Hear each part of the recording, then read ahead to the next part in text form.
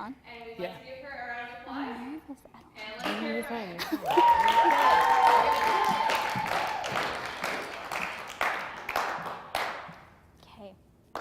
Okay.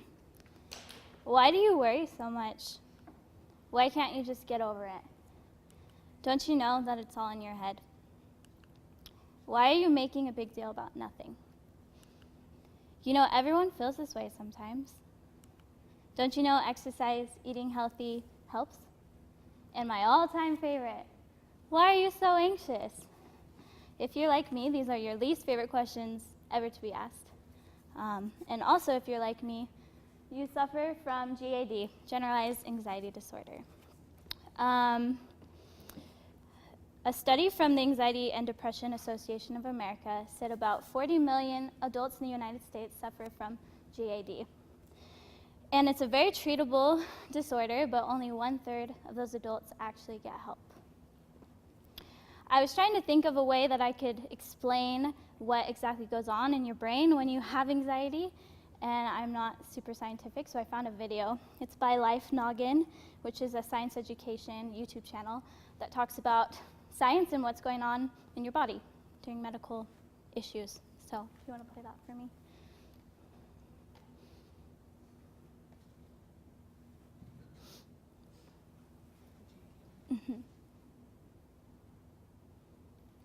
Anxiety disorder, which involves persistent excessive worry and tension that may not have an obvious trigger.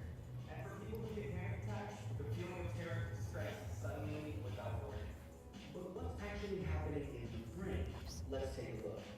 Well, a major player seems to be the amygdala, a pair of almond-shaped structures located deep in the brain. These guys are a part of the limbic system and are responsible for fear and other emotional reactions. The amygdala then tells the hypothalamus to initiate the fight or flight response. This results in the release of epinephrine, increasing the body's heart rate and blood pressure. The sympathetic nervous system then kicks into overdrive and produces some of the physical symptoms that we see in people with panic attacks. Some studies suggest that in patients with generalized anxiety disorder, their amygdala are less connected to the areas of their brain that determine the importance of certain stimuli. This means that it may be harder for these people to distinguish between something that's mildly annoying and something that's definitely worth worrying about, like if you're going to be attacked by a giant snake, for example. Treatment usually involves some type of psychotherapy or different drugs. These conditions are very serious. Okay.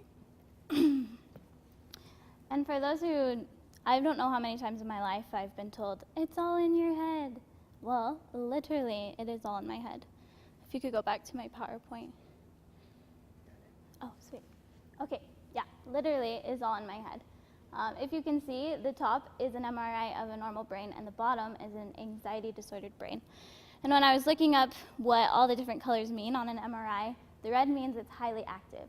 So obviously, normal brain, parts of your brain are going to be highly active, but it's not healthy for your entire brain almost to be highly active all the time. And that's what it looks like when you have anxiety inside of your brain.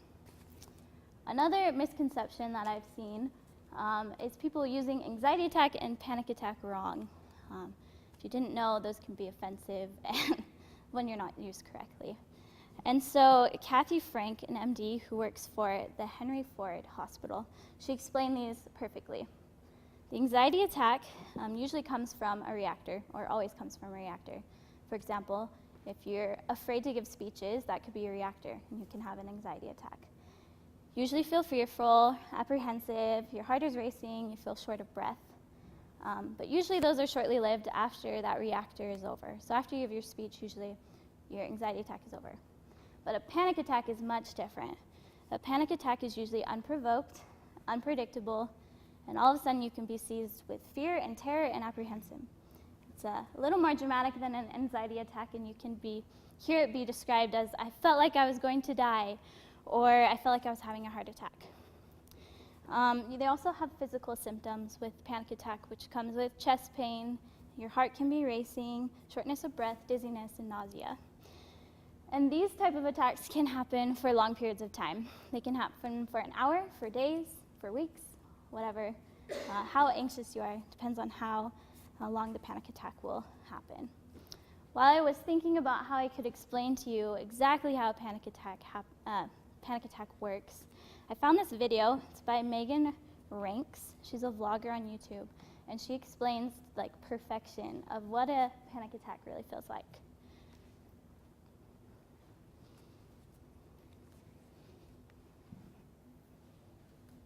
I have anxiety. It feels like every cell in my body is moving so fast that my veins are blurry. That despite the constant metronome of my heartbeat inside my ears, it's like listening to a massive drum line. It feels like bees in my ears, like a broken white noise machine playing all of the sounds at once. And I don't even realize I'm gritting my teeth or cracking my knuckles or rubbing my forefinger against my pinky or twisting the gold band on my middle finger, holding on to myself like I'm the only lifeline bridging the gap between reality on my own 2 feet and the atomically loud abyss of noises and sounds and feelings of fleeting rushing through my veins. And I'm avoiding eye contact.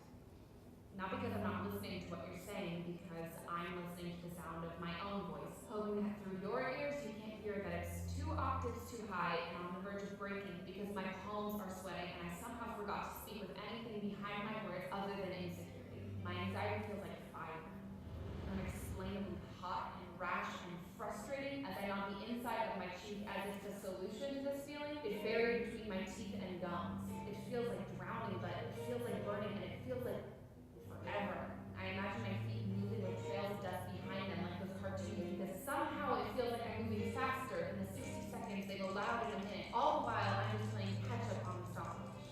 And it doesn't add up like it did in high school mathematics. I keep carry the one and find the square root of the problem because most of the time, there is no problem. There's no life or death situation. There's no rhyme or reason. There's just feelings, and I'm feeling all of them at once. Okay. I love that video because the chaos that you feel is exactly how it feels when you have a panic attack, times a million.